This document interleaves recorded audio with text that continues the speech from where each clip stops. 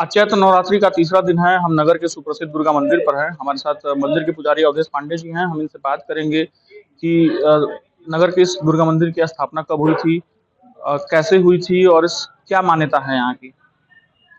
जी, इस मंदिर की स्थापना कब हुई थी? इस मंदिर की स्थापना 24 मार्च 1979 को हुआ था। स्थापना से पहले यहाँ एक लंगड़ भगत रहा करते थे। लंगड़ भगत उठ के चल नहीं पाते थे, बैठ के ही घसीटते हुए चलते थे। उनका नित्य का काम था कि मंदिर के ठीक सामने रोड पर बैठ करके भिक्षाटन करते थे और भिक्षाटन करके जो भी उनको उस समय 2 रुपया, 4 रुपया, 10 रुपया मिलता था, उससे तेल, घी, कपूर, अगरबत्ती इत्यादि खरीदते थे। सिर्फ उतना ही भिक्षाटन करते थे जितना में माता रानी का तेल, घी, दीपक इत्यादि की व्यवस्था हो जाए। सायंकाल का जब समय होता था तो रोड से लेकर के माता जी के दरबार तक बहुत गड्ढा था। पानी में डूब करके किसी तरह से तैर करके माँ के दरबार में आते थे। वहाँ सिर्फ एक पिंडी थी छोटी सी, वहीं आते थे और वहाँ माता जी को दिया अगरबत्ती करके फिर वो वापस चले जाते थे। अनवरत उनका यह प्रक्रिया बहुत दिनों तक चलता रहा। ऐसे ही नवरात्र का समय था। वह माता जी को दीपक इत्यादि जलाने के लिए जैसे ही माँ के पिंडी के पास पहुँचे, उनको आकाशवाणी सुनाई दिया कि ऐ लंगड़ भगत, उठ खड़े हो जा।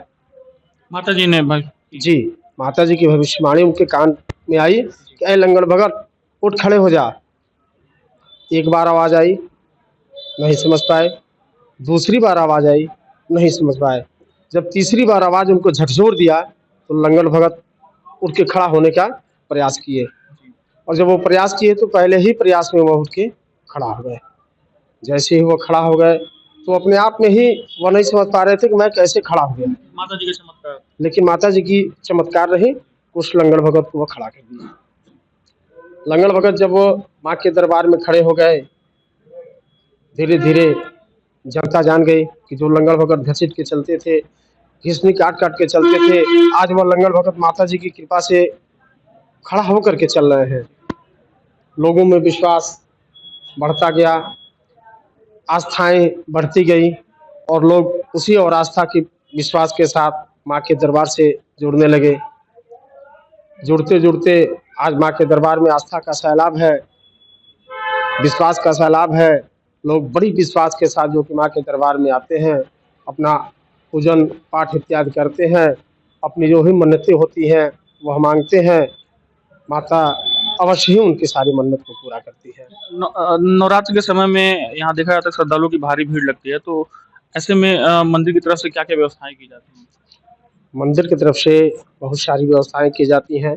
सबसे पहले भक्तों की देख रेख की व्यवस्था कि जो भी भक्त माँ के दरबार में आ रहे हैं उन्हें कोई कष्ट न हो, उन्हें किसी दिक्कत की सामना न करना पड़े, तो भक्तों के आने जाने में कोई असुविधा न हो, तो मंदिर में इस तरह की प्रशासन की व्यवस्था की जाती है। जल की व्यवस्था की जाती है, दुकानों की व्यवस्था कराई जाती है। जो भी चीज़ भक्तों की ज़रूरत की चीज़ें होती हैं जिससे भक्तों की परेशानियाँ दूर हो सके, वह सारी व्यवस्थाओं पर ध्यान रखते हुए की जाती है। नवरात्र के समय में जो लोग व्रत व्रत करते हैं, कुछ लोग चढ़ती उतरती रहते हैं, कुछ लोग 9 दिन रहते हैं, उनके लिए कोई खास संदेश? और जो चढ़ती उतरती रहते हैं तो इस बार तो यह नवरात्र 8 दिन का ही है, तो जो लास्ट दिन वाला व्रत करते हैं वो शनिवार को व्रत करेंगे और नवमी जो है रविवार को मनाई जाएगी। उसी समय से जो है कि सन 79 से ही मंदिर पे रामनवमी में राम का जन्म भी मनाया जाता है, बड़े हर्षोल्लास के साथ मनाया जाता है। उस नवरात्र के समय में शारदीय नवरात्र के समय में देखा जाता है कि पंडाल लगता है। कितने सालों से पंडाल लग रहा है और क्या-क्या कार्यक्रम रहते हैं?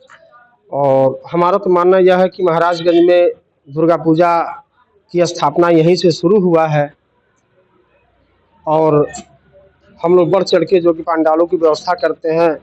हम लोग का पहला प्रयास यह रहता है कि उस नवरात्र में, शारदीय नवरात्र में जो पंडाल लगे वो महाराज का सबसे दिव्य और भव्य पंडाल हो। यहाँ की दुर्गा मंदिर जो है, यहाँ माता जी की क्या मान्यता है? माता जी की मान्यता क्या है? माता जी के पास लोग आते हैं अपनी मन्नत लेकर के, माता जी उसकी पूरी कर देते हैं। अब इससे बड़ी क्या मान्यता है? तो ये थे हमारे साथ मंदिर के पुजारी अवधेश पांडे जी, जिन्होंने बताया कि साल 1989 में इस मंदिर की स्थापना हुई है। 1979 में मंदिर की स्थापना हुई है और जो भी सच्चे मन से यहाँ पे अपनी मनोकामना लेकर आता है, माँ उसकी हर मनोकामना पूरी करती है। Arun Gautam, dynamite news, Maharajganj.